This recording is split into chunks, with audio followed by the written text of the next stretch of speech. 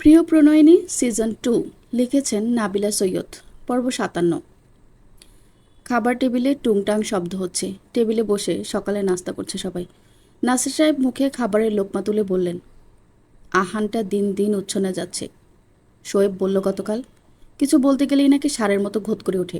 ইসরাত, তুমি একটু কথা বলো তোর সাথে। সমস্যাটা কি ওর একটু জেনে নিও। ইসরাত মোবাইল থেকে চোখ তুলে তাকালো বাবার দিকে।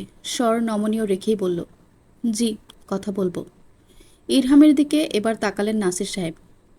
তুমি কি এমন বসে বসে খাবে নাকি অফিসেও যাবে? ইরহাম এমনভাবে তাকালো যেন বুঝিনি তাকে কথাটুকু বলা হয়েছে। জিজ্ঞেস করলো, হুম, আমাকে বলছেন? জি, আপনাকে বলতেছে শাহেনশাহ। মুখে খাবার ভরে টিস্যু দিয়ে হাত মুছে মুখ মুছে নিল ইরহাম। বলল, শিগগির যাব। সেই শিগগির সময়টা কখন? সামনের বছর থেকে পাক্কা। হেলে দুলে চলে গেল রুমে। নাসির সাহেব তার যাওয়ার পথে চেয়ে দীর্ঘশ্বাস ফেললেন। নুসরাতের দিকে একবার তাকালেন। জিজ্ঞেস করলেন, বিয়ে করবে কবে তুমি? বাবার কথায় মসৃণ কপালে ভাঁজ ফেলে তাকালো নুসরাত। ঠান্ডা অবয়বে কিছুক্ষণ চেয়ে থেকেই বলে উঠল, করব। কবে? গত 2 বছর ধরেই তো বলছো করবে করবে। আমি জানতে চাচ্ছি সেটা কবে হবে। নির্লিপ্ত স্বরে বলল নুসরাত, ইসরাতের বিয়ের দিন। ইসরাতের বিয়ে হয়ে গেছে। ইসরাত ঠোঁট টিপে তাকালো। তাকে এখানে টানতে দেখে বলল, আমাকে এখানে টানা হচ্ছে কেন? আশ্চর্য। ইসরাতের কথা থামালো না নুসরাত। বোনের কথা শুনতে শুনতে উঠে দাঁড়ালো। ঠোঁট আলগোছে মুছে নিয়ে বলে উঠল, একবার বিয়ে করে শখ মিটে গিয়েছে, আর করার ইচ্ছে নেই। সিলেট মডার্ন গেটের সামনে দাঁড়িয়ে আহান। উস্কো খুস্কো চুল। আজ সকাল সকাল ক্লাস হওয়ায় এই শীতের মধ্যেই তৈরি হয়ে যেতে হচ্ছে। হাত বাড়িয়ে গাড়ি থামানোর চেষ্টা করলো, কিন্তু কোনো গাড়ি থামলো না। সবাই বুড়ো আঙ্গুল দেখিয়ে শাঁ শাঁ করে চলে গেল। শেষ পর্যন্ত শাহপরান থেকে বাস নিয়ে ভার্সিটিতে যেতে হলো তাকে। ভাড়া মিটিয়ে গাড়ি থেকে নেমে পড়ল সে। কাঁধের ব্যাগে একটা কলম আর স্টিকি নোট হবে হয়তো। চুপচাপ হেঁটে শাহজালাল বিজ্ঞান ও প্রযুক্তি বিশ্ববিদ্যালয়ের গেটের সামনে এসে দাঁড়াতেই ধাক্কা লাগলো কারো সাথে। চোখে মুখে বিতৃষ্ণা ফুটে উঠেছে তার। একে ঘুম হয়নি ঠিকমতো, তার মধ্যে এই আপদ। কোথা থেকে আসছে এই আপদ? খেকিয়েই উঠল, এই, চোখে দেখো না তুমি? আহানের চিৎকারে মেয়েটা ভয়ে জবুতবু হয়ে দাঁড়ালো। একটু পেছনে সরে গিয়ে মিনমিনিয়ে বলল, দুধ দুধ দুধ দুধ। আহান আবারও চেঁচিয়ে উঠল, দুধ দু কি? হ্যাঁ, ধাক্কা দিয়েছ কেন? মেয়েটা আর একটু গুটিয়ে গেল। তা খেয়াল করো না আহান। নিজের কণ্ঠে এমনকি চেহারায় একই রকম রূঢ় ভাব এনে বলল, চোখে যদি দেখো না তাহলে রাস্তায় বের হয়েছে কেন? ঘরে ভাই নেই? এভাবে ছেড়ে রেখেছে কেন তোমাকে? আপনার ঘরে কি মা বোন নেই? আপনার মতো সার ছেলেকে এভাবে ছেড়ে রেখেছে কেন? হাঁটতে পারো না আবার মুখে মুখে তর্ক করো? আপনি ভালো মুখে কথা বলতে পারেন না, তাহলে কথা বলেন কেন? বাহ, মুখে এখন খই ফুটতেছে। এতক্ষণ তো মিউ মিউ করছিলে। এক থাপ্পড় মেরে তোমার গাল ফাটিয়ে ফেলবো বেয়াদ্দপ মেয়ে। আহানের কথায় যেন ছ্যাদ করে উঠল মেয়েটা। চোখ মুখ কালো করে বলল, জন্মের সময় আপনার মুখে কেউ মধু দেয়নি? তুমি তো বলে দেওয়ার জন্য ছিলে না, এজন্য কেউ দেয়নি। মেয়েটা আরও কিছু বলতে চাইছিল। আহান চোখ দিয়ে মেয়েটাকে শাসিয়ে চলে গেল। যেতে যেতে একবার ভালো করে পরখ করলো মেয়েটাকে। ছেমছাম কামিজ পরনে, চুলগুলো খোপা করে রাখা। ঠোঁটে কিছু একটা দিয়েছে যার জন্য ঠোঁট জলজল করছে। ওইটুকু দেখেই চোখ সরিয়ে নিল সে। বিড়বিড় করলো, বিরক্তিকর। পেছনে দাঁড়ানো আমিরা যা স্পষ্ট শুনতে পেল। সপ্তাহখানেক পরের ঘটনা। দিনটা শনিবার। সকাল থেকেই বাড়িতে বসে ইসরাত পেপারে আঁকাআঁকি করছে কিছু একটা। এখনও পূর্ণ চিত্র অঙ্কন করেনি, কিন্তু যতটুকু এঁকেছে ততটুকু দেখে ধারণা করা যায় গাউনের ছবি অঙ্কন করছে সে। ঘড়ির কাঁটা 11:35 ঘরে। টিকটিক করে চলছে সেটা। নীরব ড্রয়িং রুম ফাটিয়ে কর্কশ আওয়াজে চেঁচিয়ে উঠল হাতের কাছের ফোনটা। ইসরাত একবার চোখ তুলে তাকালো। আননোন নম্বর থেকে কল এসেছে। কল ধরার প্রয়োজন বোধ করল না। সাউন্ড চেপে বন্ধ করে দিল কলটোনটা। মনোযোগ দিল হাতের কাজে। ওপাশের ব্যক্তি দমে না গিয়ে আবারও কল দিলেন। কেটে দিল আবারও ইসরাত। পরপর আরও 2টো কল আসলো একই নম্বর থেকে। বিরক্ত হয়ে কল ওঠাতেই ওপাশ থেকে রাশভারী স্বর ভেসে এলো, মৃন্ময় তুষার স্পিকিং, মিসেস জাইনের সাথে কথা বলছি। ইসরাত সেকেন্ড দুয়েকের জন্য থমকালো। সচরাচর তাকে মিসেস জাইন বলে ডাকে না মানুষ। মাত্র 20 দিনের সংসার হয়েছিল তাদের। এখন যে বিয়ে, প্রায় মাছ সাগরে খিয়া হারানোর ডিঙি নৌকা তাল হালিয়ে যাবে যাবে ভাব। সেই লোকের নাম নিয়ে তাকে কেন ডাকা হচ্ছে? যে সম্পর্কের কোনো অস্তিত্ব নেই সেই সম্পর্ক দিয়ে যেন মানুষ তাকে চিনে। লোকটা দূরে পাড়ি জমিয়েছে, কিন্তু তার নামের ট্যাগ থেকে গিয়েছে ইসরাতের সাথে। কিছুদিন আগের কথা, ইসরাত গিয়েছিল শিশু সংস্থাতে কিছু ডোনেশন দেওয়ার জন্য। তখন এক ভদ্রমহিলার সাথে তার দেখা হলো। ভদ্রমহিলা দেখা মাত্রই শুধালেন, জাইনের বউ না? ইসরাত ঘাড় বাঁকিয়ে তাকালো, না বোঝার ভঙ্গিতে জিজ্ঞেস করলো, জি? বলছি, জাইনের বউ না তুমি? উপর নিচ মাথা দোলাতেই ভদ্রমহিলা এগিয়ে এসে জড়িয়ে ধরলেন। তারপর জাইন সম্পর্কে শুরু করলেন বকবক। একসময় জিজ্ঞেস করলেন, আরশ এখন কেমন আছে? ইসরাত কিছুটা অবাক কণ্ঠে জানতে চাইল, আরশ ভাই? ও মা, তুমি জানো না, ও তো অ্যাসাইলামে ছিল, মাথা নাকি সমস্যা দেখা দিয়েছে। ইসরাত অবাক হলো, মহিলার কথার চাপে পড়ে হাঁসফাঁস করলো। অতঃপর কোনোভাবে ওখান থেকে পালিয়ে বাঁচল। কানের কাছে হ্যালো হ্যালো শুনে হকচকিয়ে উঠল সে। এতক্ষণ ভাবনার অতলে হারিয়ে গিয়েছিল তা উপলব্ধি করতেই নিজেকে চটাস করে একটা থাপ্পড় বসাতে মন চাইল। মনোভাব মনে স্থির করলো এই মুহূর্তের জন্য। আজকাল একটু বেশি এসব বিষয় নিয়ে চিন্তা করে। কোনো বিষয় নিয়ে কথা বলতে গেলেই অন্য আরেকটা বিষয় এসে ঢুকে যায় সেখানে। এই যে এখন একটা কথা ভাবতে গিয়ে অন্য খেয়ালে ডুবে গিয়েছে। জি বলুন। সিলেট থানায় আসুন, সৈয়দ আহানের নামে অপহরণ মামলা করা হয়েছে। নুসরাত ড্রাইভিং সিটে বসে সিট বেল্ট লাগিয়ে নিল। নিরুদ্বেগ ভাবভঙ্গি তার। ইসরাত চিন্তিত কণ্ঠে বলল, ও কি মেয়ে অপহরণ করেছে? এমন কোনো কাজ করলে মেরে পুঁতে রেখে আসবো ওকে। ইসরাত মুখ কিছুটা বাঁকালো, বলল, আশ্চর্য, এসব কোন ধরনের কথা? নুসরাত নির্বিকার গলায় বলল, ও যা ইচ্ছে করবে আর কেউ কিছু বলবে না, এটা মনে করলো কিভাবে? কিছু বলি না বলে কি ও সবার বাপ হয়ে গেছে? ওর হাড় গুঁড়ো করবো আজ আমি। নুসরাতের কথায় কান দিল না সে। গাড়ি এসে থানায় প্রবেশ করতেই দেখা গেল একদল লোকের সাথে। মুখে গোঁফদাড়িতে ভরপুর, চোখে মুখ ভীষণ হিংস্র। ইসরাত বাইরে পা ফেলতেই তাদের চোখ যেন বাজ পাখির মতো এসে পড়ল তার উপর। পেছন দিকে উল্ফোকাট করা চুল বাঁধা একটা লোক তার দিকে শীতল দৃষ্টিতে তাকিয়ে আছে, তা উপলব্ধি করতে পারল সেকেন্ডের ভেতর। মেয়েলে ষষ্ঠ ইন্দ্রিয় প্রখর হয়, তা আবারও প্রমাণ হলো। তাই নিজের উপর থেকে এমন দৃষ্টি সরাতে ওড়না টানলো আরেকটু মাথায়। নুসরাত গাড়ি পার্ক করে রেখে আসলো একপাশে। এসেই সরাসরি লোকগুলোর দিকে তাকালো। এতক্ষণ যারা ইসরাতকে গিলছিল তাদের উদ্দেশ্য করে জানতে চাইল, এদিকে চোখ কেন? সরাসরি প্রশ্নে একটু ভরকালো লোকগুলো। অতঃপর তাদের পাল নিয়ে এগিয়ে আসলো। ইসরাত নুসরাতের হাত চেপে ধরল। চোখ রাস্তার দিকে স্থির করতেই পায়ের দিকে নজর পড়ল। কালো রঙের নাইকের একজোড়া স্লিপার তার পায়ে, তাও 2 ইঞ্চি লম্বা। বেখিয়ালিতে পায়ে স্লিপার পরেই বেরিয়ে এসেছে। চোখ তুলে তাকাতেই দেখল সবাই এসে দাঁড়িয়েছে তাদের সামনে। পালের গোদা চুল বাঁধা লোকটা মুখোমুখি দাঁড়ালো নুসরাতের। উঁচু লম্বা, অত্যাধিক মোটা মাংসপেশি, পালোয়ানের মতো দেখতে লোকটা জিজ্ঞেস করলো খ্যাক করে, ওই ছেলেটার বোন? নুসরাত গম্ভীর কণ্ঠে জিজ্ঞেস করলো, কোন ছেলেটা? নাম কি? সৈয়দ আহান নওফিল। নুসরাত হাত বাঁধল বুকে আড়াআড়ি। শীতকাল হাওয়ায় দক্ষিণা বাতাসে চুল উড়ছে। নাক গাল শীতে জমে গিয়ে লাল হয়েছে। ঠোঁট শুষ্ক। পরনে সাধারণ অফ হোয়াইট ও নীলের মধ্যে শার্ট, যা ইন করে রাখা, সাথে কালো রঙের ফর্মাল প্যান্ট। চুলগুলো বেঁধে সচরাচরের মতো বান করে রাখা। পায়ে কালো রঙের লুই ভিটনের হিল। নুসরাত এগিয়ে গেল কিছুটা লোকটার দিকে। শ্লেষ মিশ্রিত স্বরে বলল, হ্যাঁ, আহান নওফিলের বোন। লোকটা চটা কণ্ঠে বলল, ওই ছেলে কি করেছে জানো তুমি? ছেলে বলবেন না, হি হ্যাজ এ নেম। ওর নাম ধরে ডাকলেই উপকৃত হই। লোকটা থু করে একদলা থুতু ফেলল পাশে। নুসরাত চুটকি বাজালো বুড়ো আঙ্গুল আর মধ্যমা দিয়ে লোকটার সামনে। নিজের দিকে অ্যাটেনশন টেনে নিয়ে বলে উঠল, তাছাড়া ওর দিকে তাকাচ্ছেন কেন? কার দিকে? লোকটা ঘটাং করে জিজ্ঞেস করলো। নুসরাত দুর্বেদ্য হাসল। চোখ দিয়ে ইসরাতের দিকে ইশারা করে বলল, ওর দিকে তাকিয়ে লাভ নেই, she is already booked for someone. শেষটুকু একটু টেনে টেনে বলল। লোকটা গলা খাঁকড়ি দিল। সন্ত্রাসের মতো চেহারাটা নুসরাতের দিকে স্থির করল। বিরক্তি মিশ্রিত স্বরে সম্পূর্ণ সিলেবাসের বাইরে কথা বলল, মেয়ে মানুষ এত উগ্র হওয়া ঠিক না, মুখ থুবড়ে পড়বে। সেটা আমাকে বুঝে নিতে দিলেই ভালো হয়। আর তুমি তুমি করে বলবেন না। অপরিচিত মানুষ আমাকে তুমি করে বলছে, তা আমার মোটেও পছন্দ না। নেক্সট টাইম আপনি করে বলবেন। চল। এক হাতে ইসরাতের হাত আঁকড়ে ধরল নুসরাত। বাতাসের ঝাপটায় ইসরাতের গায়ের হাঁটু সমান ল্যাভেন্ডার কালার কামিজটা উঠছে। এর মধ্যে পেছন থেকে লোকটার স্বর ভেসে এলো আবার, আপনি তো ডিভোর্সি, এই আচরণের জন্যই কি ডিভোর্স হয়েছে আপনার? নুসরাত দাঁড়ালো। ইসরাত ইশারায় না করলো তর্ক না করতে। নুসরাত শুনল না।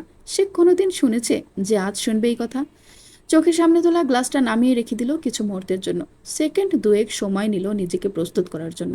উত্তরটা দেওয়া প্রয়োজন, কোনো তাড়াহুড়া করল না। অতপর ঘাড় বাঁকিয়ে তাকালো, স্বর উঁচুতে তুলে রাশভারী গলায় বলল, এখানে আমি এসেছি সাধারণ একটা কাজে। আমার পার্সোনাল লাইফ এখানে টেনে আনবেন না। প্রফেশনাল হন। প্রফেশনাল এবং পার্সোনাল লাইফের ভেতর আগে তফাৎটুকু বুঝবেন, তারপর এসে এমন বেহুদা মার্কা কথা বলবেন। নুসরাত থামল, তারপর হাসলো কটাক্ষ করে, তাচ্ছিল্য করলো চোখ দিয়ে, খোঁচা মারল সূক্ষ্ম কণ্ঠে। চাঁদাবাজি করে আর কতদিন? সামনেই তো নির্বাচন। কি হয় কে জানে। লোকটাকে স্তম্ভিত দাঁড় করিয়ে রেখে খটখট শব্দ তুলে চলে গেল সামনে। হাতের মধ্যে মুষ্টিবদ্ধ করে রাখা ইসরাতের শুভ্র রঙা মেয়েলি হাত। বাতাসে ইসরাতের মাথার ওড়নাটা পেছনে পড়ে যেতেই হাত খোপা করা চুলগুলো উকি দিল। তা পুরো রূপে বের হওয়ার পূর্বেই আবারও মাথায় টেনে নিল ওড়নাখানা সে। সাধারণ থমথমে একটা ভাব বিরাজ করছে পুলিশ স্টেশনের ভেতর। দরজা দিয়ে প্রবেশ করতেই দেখা হলো মৃন্ময়ের সাথে। চোখাচোখি হলো। মৃন্ময় চেয়ার দেখিয়ে বলল দুজনের উদ্দেশ্যে, সিট। ইসরাত চেয়ার টেনে বসল। নুসরাত চেয়ার টেনে বসতে নিবে থেমে গেল। এগিয়ে গেল লোহার শিকে। মাথা ঝুঁকিয়ে বসে থাকতে দেখলো আহানকে। ডাকলো, আহান। আহান চোখ তুলে তাকালো। ছিলিক দিয়ে উঠল মনেতে কিছু একটা। পুরুষালী মুখটা গম্ভীর রেখে এগিয়ে আসলো। জি। নুসরাত লোহার শিকের বাইরে দাঁড়িয়েই আহানের মুখটা পরখ করে নিল। জিজ্ঞেস করলো, ব্যথা পেয়েছিস? মেরেছে? না ভঙ্গিতে মাথা দোলাতেই নুসরাত ছেড়ে দিল আহানের মুখটা। জিজ্ঞেস করলো, জোর করে বিয়ে করেছিস? না। তাহলে মেয়ে অস্বীকার করলো কেন তার অমতে বিয়ে করেছিস? আহান রাগ করলো। জড়তা নিয়ে চেয়ে রইল নুসরাতের দিকে। তৃষ্ণার্ত চোখে বোনের দিকে অপলক চেয়ে থেকে বলে উঠল, ভাইদের ভয় পায়। নুসরাত যেন এতে তেতে উঠল। গরম তেলে কেউ পানি ঢেলে দিয়েছে এমন করে মুখ কুচকালো। ছ্যাদ করে উঠে বলল, ভয় পায় যখন তখন প্রেম করার প্রয়োজন কি ছিল? আহান উত্তর দিল না। উত্তেজনায় তার গলায় জান এসে ঠেকেছে। নুসরাত যে এমন করে উদয় হবে ইসরাতের সাথে তা তার ভাবনাই ছিল না। ভাবনার বাইরে গিয়ে ওইটুকু হওয়ায় নিজের স্বাভাবিক অবস্থা খুইয়েছে। নুসরাত কথা শেষে গিয়ে বসল মৃন্ময় সম্মুখে। চোখে পড়ল দূরে কাচুমাচু হয়ে ঢেকে বসা মেয়েটাকে। শাড়ির সাথে মিলিয়ে মাথায় লাল কালার ওড়না জড়ানো। বউ বউ লাগছে দেখতে। বিয়ের আসর থেকে পালিয়ে এসেছে তা বোঝাই যাচ্ছে। নজর লেগে যাবে ভেবে চোখ সরিয়ে আনলো তড়িৎ মেয়েটা। ইসরাত শান্ত স্বরে জিজ্ঞেস করলো মৃন্ময়কে, অপহরণ মামলা কে করেছে? উলফো কাট করা মোটা বেশি সংযুক্ত লোকটা বসতে বসতে বলল, আমি করেছি। নুসরাত জিজ্ঞেস করল, কারণ? আমার বোনকে বিয়ের আসর থেকে তুলে নিয়ে বিয়ে করেছে জোর জবরদস্তি করে। নুসরাত বিরক্ত হলো। মুখে তেতো কিছু জোর করে ঢুকিয়ে দেওয়া হয়েছে এমন মুখভঙ্গি করলো। তাকালো বিতৃষ্ণা নিয়ে মেয়েটার পানে। আগের নুসরাত হলে সে আহানকে সাব্বাসী দিত এখানে বসে, কিন্তু এখন তা করলে চলবে না। তাই জিজ্ঞেস করলো, নাম কি? নুসরাতের গলার আওয়াজ শুনে বোঝা গেল না সে প্রশ্ন করেছে নাকি ধমকাচ্ছে। চুলে উলফোকার করা লোকটা বোনকে ধমকাতে দেখে নুসরাতকে ধমকে উঠল, আমার বোনকে ধমকাচ্ছেন কেন? আপনার ভাই এমনিতেই জোর জবরদস্তি করে বিয়ে করেছে, তাতে আমার বোন ভয় পেয়েছে, এখন বোন এসে নবাবী দেখাচ্ছেন? প্রথমে কথা কানে তুলছে না সে এমন ভাব করল। অতপর উত্তর দিতে চাইল শেষটুকুর, কিন্তু কথা খরচ হবে ভেবে আর পরোয়া করল না। যেহেতু নবাবী করছে সেহেতু ছোটখাটো কিটের প্রশ্নের উত্তর দিয়ে নিজের নবাবী ভাব খোয়াতে চাইল না সে। মেয়েটাকে আগের ন্যায় জিজ্ঞেস করলো, এই মেয়ে, নাম কি তোমার? কিছু জিজ্ঞেস করছি। মেয়েটা কেঁপে উঠে বলল, আমিরা। নুসরাত মাথা দোলালো, মৃন্ময়ের দিকে তাকালো। বলল, আমি মেয়েকে প্রশ্ন করছি, যদি জোর জবরদস্তি করে বিয়ে করা হয় তাহলে আইনিভাবে আহানকে যা শাস্তি দেওয়া হবে তা সে মাথা পেতে নিবে। আর যদি বিয়েটা দুজনের মর্জিতে হয় তাহলে চুপচাপ ওকে কোনো বাঘ বিতণ্ডিতা ছাড়াই ছেড়ে দিতে হবে। মৃন্ময় হাসলো ঠোঁটের কোণ বাঁকিয়ে। উলফোকার করা লোকটার দিকে তাকালো। লোকটার পেছনে চেলাপেলা হাত বেঁধে দাঁড়ানো, একদম রেডি হয়ে, যেন পালের গোদা লোকটা কিছু বললেই তারা ঝাঁপিয়ে পড়বে। রায় নিতে জিজ্ঞেস করলো মৃন্ময়, আপনি রাজি তো মিস্টার রাজ? পালোয়ানের মতো লোকটা মাথা দোলালো। নিজের কথায় অটল থেকেই বলল, হ্যাঁ রাজি, আর এটাও ভালো করে জানি এই ছেলে জোর করে বিয়ে করেছে আমার বোনকে। নুসরাত চেয়ার টেনে একদম সরাসরি বসলো আমিরার সামনে। চোখ মুখ অত্যাধিক গম্ভীর। ইসরাত বলল, না ধমকে কথা বলো। কথাটুকুর প্রত্যুত্তর আসলো অত্যন্ত তাড়াতাড়ি বিপরীত পাশের মানুষের কাছ থেকে, আমি জানি কিভাবে কথা বলতে হয়। আমিরাকে প্রশ্ন করার পূর্বে ভ্রুযুগল উঠে গেল উপরে। মসৃণ কপালটুকু মসৃণ রইল না আর। জিজ্ঞেস করলো, হ্যাঁ আমিরা বলো। আহান তোমাকে গান পয়েন্টে বিয়ে করেছে? আমিরা কাচুমাচু কণ্ঠে বলল, না। নুসরাতের কুচকানো ভ্রু আরও কুচকে গেল। হেই, এমন মৃগিনুগিনায় কাঁপছে কেন? তোমাকে কেউ হিট করছে না? তবুও আমিরার কাঁপাকাঁপি বন্ধ হলো না। লোহার শিকের আড়াল থেকে একজোড়া চোখ যে তার পানে তাকিয়ে আছে তা টের পেল সে। ঠান্ডা সেই দৃষ্টির তোপে পড়ে শিরদাঁড়া বেয়ে বয়ে গেল শীতল স্রোত। নুসরাত ঘাটালো না, মুরগির মতো সেটে যেতে দেখল তাকে। জিজ্ঞেস করল, আহান কি বলেছে তোমার বাপ ভাই কাউকে খুন করবে? আমিরা ভয়ার্ত স্বরে বলল, না। কোনো প্রকার হুমকি দেয়নি তো বাসা থেকে তুলে আনার সময়? না।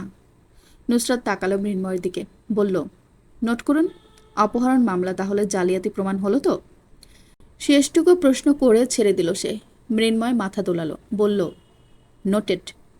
রাজ বোনের দিকে চোখ সরু করে তাকিয়ে রইল। তীক্ষ্ণ স্বরে জিজ্ঞেস করল, তোকে তুলে এনেছে বলে মিথ্যা বললি কেন? আমিরার হাতের তালু ঘেমে নিয়ে একাকার হলো। এই শীতের মধ্যে কপালে ঘামের উৎপত্তি দেখা দিল। ঠোঁট টিপে বসে রইল। উত্তর দিল না ভাইয়ের প্রশ্নের। নুসরাত নিজের প্রশ্ন জারি রাখল।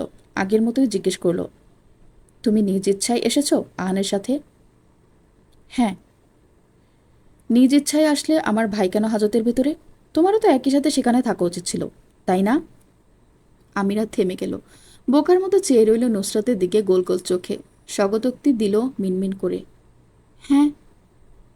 তাহলে তুমি বাইরে কি করছো?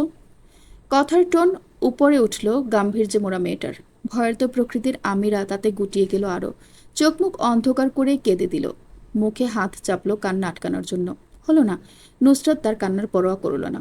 জেরা করল, আহান তোমায় টেনে বাসা থেকে নিয়ে এসেছে বজ্ঞান করে? না।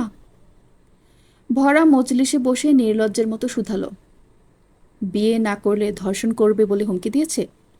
ইসরাত নুসরাতকে খোঁচালো মুখ বন্ধ করার জন্য। নুসরাত করল না।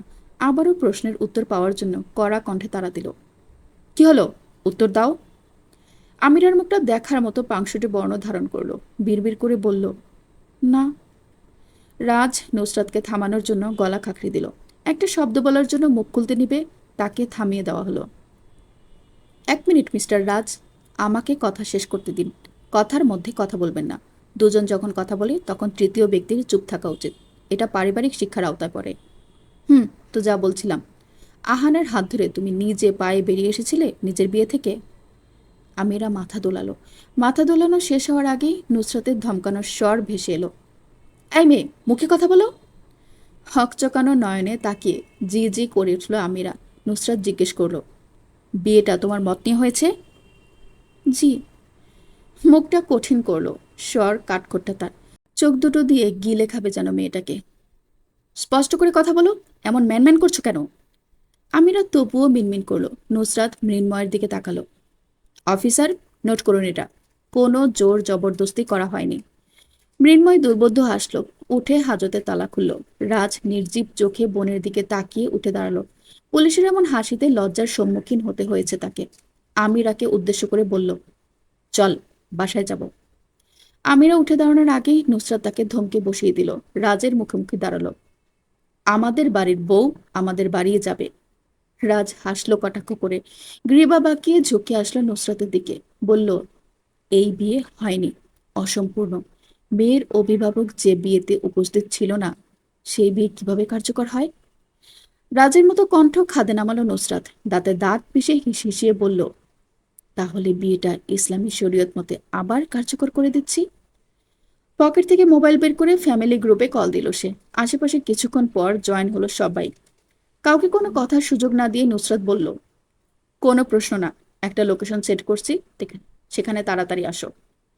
কথা শেষে মুখের উপর ফোন কেটে দিল সে। আধ ঘন্টা পর দেখা মিলল একে একে সৈয়দ বাড়ির সবার। সৈয়দ বাড়ির সবার চোখে মুখে অবাকতার রেশ। ইসরাত কাহিনী একে একে বর্ণনা করলো সবার কাছে। আহান বিয়ে করে নিয়েছে শুনে রোহিণী বেগম আর সুফি খাতুন মরা কান্না জুড়ে দিলেন। নুসরাত ভ্রুক্ষেপ করল না সেদিকে। ইরহাম ততক্ষণে গিয়েছে ইমামকে নিয়ে আসার জন্য।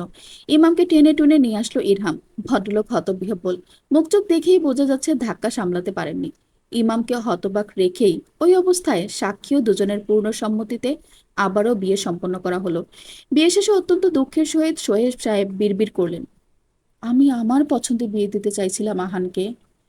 রোহিণী বেগম খোদ করে উঠলেন, বললেন, আমি তো মেয়ে দেখে এসেছি সেদিনকে, আংটিও পরিয়ে এসেছি। এখন আমি কিভাবে ওদের মুখ দেখাবো? সোহেব সাহেব বললেন, প্রথমে যেভাবে গিয়ে দেখিয়েছিলে এখন ঠিক সেভাবেই গিয়ে মুখ দেখিয়ে এসো। কথা শেষ করে দুজনে দীর্ঘশ্বাস ফেললেন। আহান তখনও গম্ভীর মুখে বসে, নবশ্রীর হাত তার মুঠোয় শক্ত করে চেপে ধরা। ওদিকে যে মেয়েটা হাঁসফাঁস করছে তার দিকে বিন্দু মাত্র খেয়াল নেই ছেলেটার। নুসরাত বিয়ে শেষে বেরিয়ে গেল সবার আগে। ইরহামের সাথে ইসরাত ফিরবে বাড়িতে, তার একটু অফিসে কাজ আছে। গাড়িতে উঠে বসতেই কল আসলো রুবার। এয়ারপোর্ট কানে লাগিয়ে বলে উঠল, হ্যালো। জি ম্যাম, রুবা বলছি। হ্যাঁ বলো। আপনি একটু কষ্ট করে এসে আমাকে ইউনিমার্ট থেকে পিক আপ করবেন, গাড়ি পাওয়া যাচ্ছে না। নুসরাত ওকে বলে ফোন কেটে দিল। ধীরে ধীরে অগ্রসর হলো গাড়ি নিয়ে ইউনিমার্টের দিকে। আকাশ মেঘলা হচ্ছে, ফোঁটা ফোঁটা বৃষ্টি পড়ছে গ্লাসে, তুফান আসবে। বিদ্যুৎ খুব করে চমকাচ্ছে।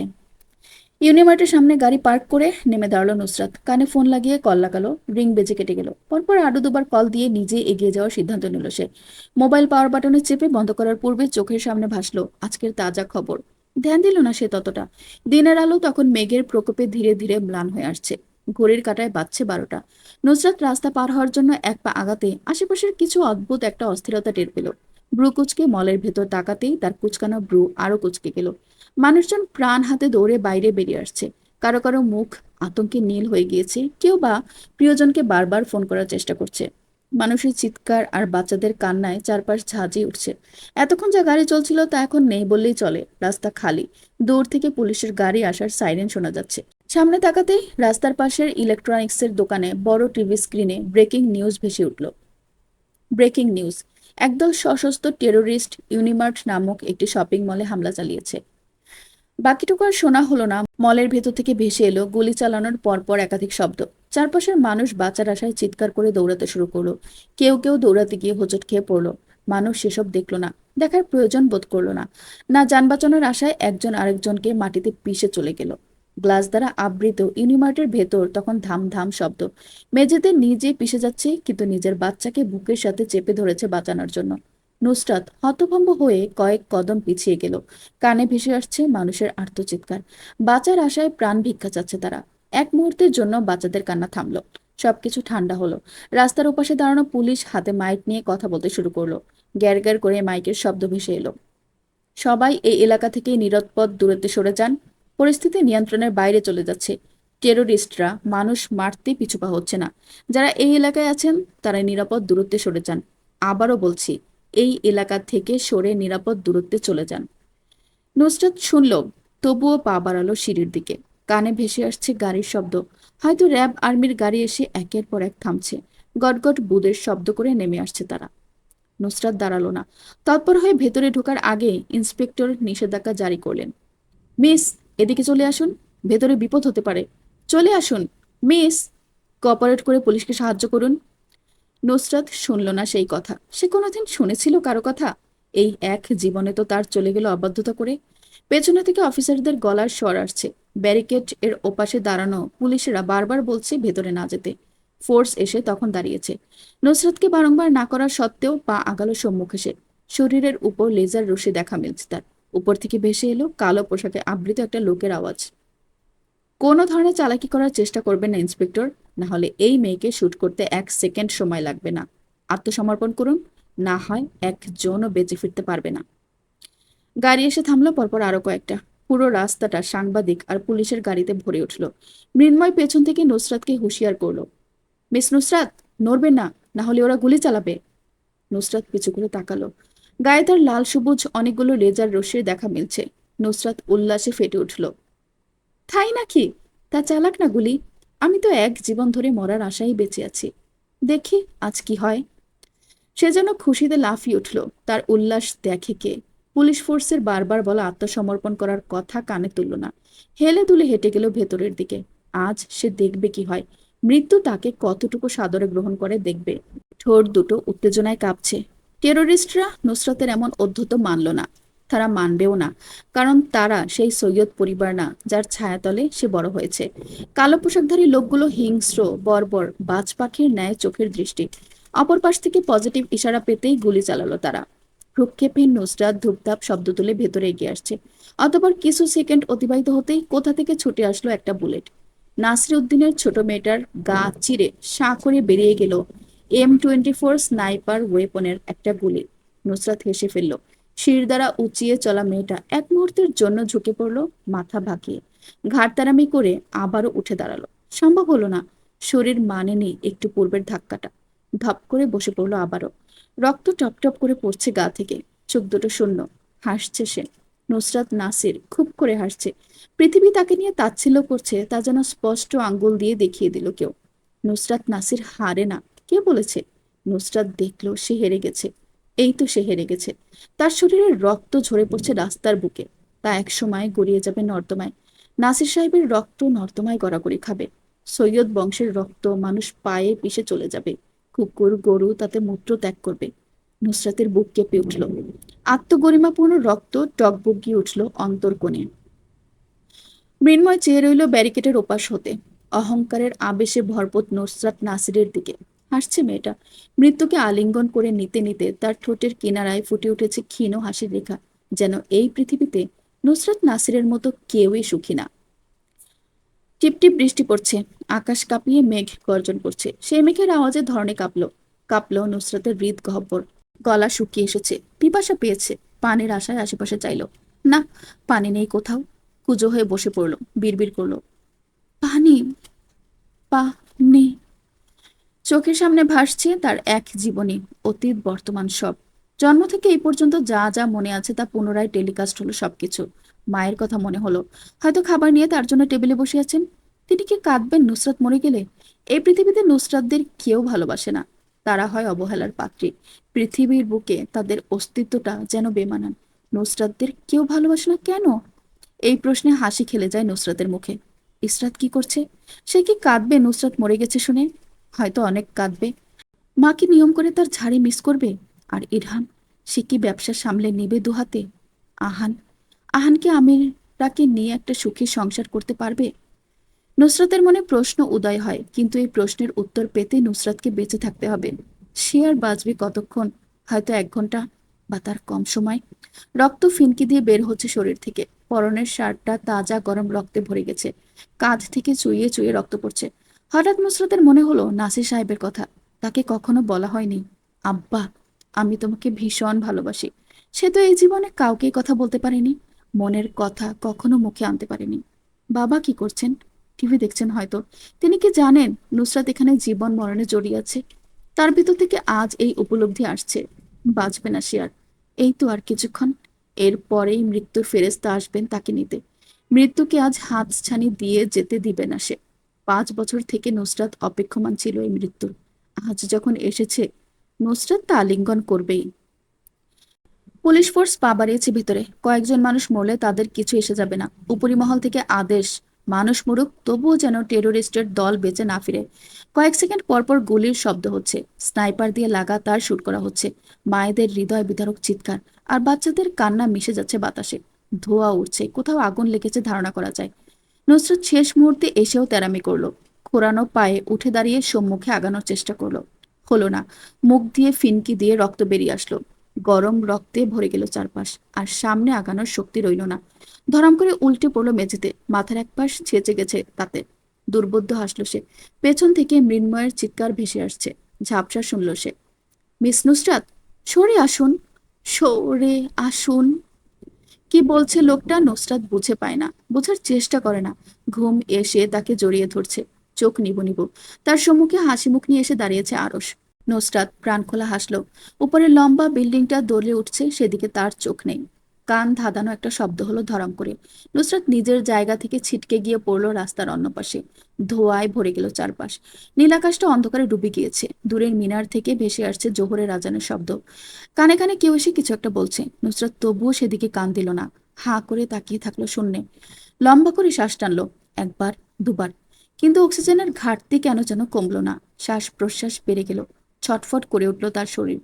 সে বড় লাগামহীন, অবাধ্য এই ছোট্ট জীবনে কারোর কাছে মাথা ঝোঁকায়নি। মেয়েলি আত্মগরিমা কিছুটা কমিয়ে যদি একটু ঝুঁকে যেত, তাহলে আজ তার একটা সংসার হতো। নুসরাতের সংসার করার ভীষণ শখ। একটা বাচ্চার ভীষণ শখ। কিন্তু সেই সংসার তো আর হবে না। হৃদয়ের কথা ভেতরে চেপে রাখলে শেষ সময় তো এইভাবে হারাতে হবে। কে বলে নুসরাতরা মুখ থুবড়ে পড়ে না? এই তো নাসিরউদ্দিনের কন্যাটা জীবনের কাছে ভীষণ করে মুখ থুবড়ে পড়েছে। আরশ এসে পাশে বসেছে। নুসরাত উপলব্ধি করতে পারল নাকে কস্তুরীর সুবাসটা এসে লাগছে আজ কড়া ভাবে। আজ ছ্যাদ করে উঠল না আর সে। বলল, না আরশ ভাই, দূরে যান, কস্তুরীর গন্ধ আমার সহ্য হয় না। সে আজ নাক টেনে শুষে নেয় শেষবারের মতো সেই গন্ধ। হাঁটুগের সামনে বসা মানবটার উরুতে খুব করে চাইল মাথা রাখতে, কিন্তু তা কি আর সম্ভব? সম্ভব হলো না। আরশ বড় নিষ্ঠুরতা করল। নুসরাত যেমন তার হৃদয়ে ঠাঁই দেয়নি কখনো, দূরছাই করে দিয়েছে, ঠিক তেমনি আজ আরশও তাকে কাঁধে ভর দেওয়ার সুযোগ দিল না। ফিনকি দিয়ে রক্ত বের হওয়া বন্ধ হয়েছে বহু পূর্বে। রক্ত বের হতে হতে এখন বন্ধ হয়ে গেছে। ব্যথায় গলাকাটা মুরগির ন্যায় ছটফট করছে। চেহারার লাবণ্যতা মরে গিয়ে নীলাভ রং ধারণ করেছে মেয়েটার। তবুও মেয়েলি অহং মিটেনি। মুখের কোণে কোণে সৈয়দ বংশের রক্ত বলে যে বড়াই, তা কোথাও অস্তমিত হয়নি। যেন শেষ সময় এসেও রক্তের বড়াই বুক ফুলিয়ে দিল মেয়েটার। ভীষণ ইচ্ছে হলো মাকে ধন্যবাদ দিতে, তাকে তার গর্ভে জায়গা দেওয়ার জন্য, বাবাকে ধন্যবাদ দিতে তার ঔরসজাত সন্তান হওয়ায়, কিন্তু তা আর কখনো সম্ভব না। নুসরত গলায় কিছু একটা দলা পাকালো। কান্না? হ্যাঁ, কান্নাই তো। বাঁচার আশা করে না নুসরাত। বাঁচার আশায় কান্না করা বোকামি। বোকামি এরা কাঁদে। নুসরাত নাসির বহু পূর্বে মরে গেছে। গত 5 বছর ধরে সে ধুকে ধুকে মরছে। গহীন ভাবনার অতল থেকে বেরিয়ে নুসরাত তাকায় সুদর্শন লোকটার দিকে। আরশ ঝুঁকে আসছে তার দিকে। দুহাতের আঁচলায় তুলে নিয়েছে তার মুখ। নুসরাত তাকিয়ে রইল তার দিকে। তার বহু জীবনের ইচ্ছে ওই লোকের মুখে ভালোবাসার কথা শোনার, কিন্তু সেই ইচ্ছেটাও পূরণ হলো না।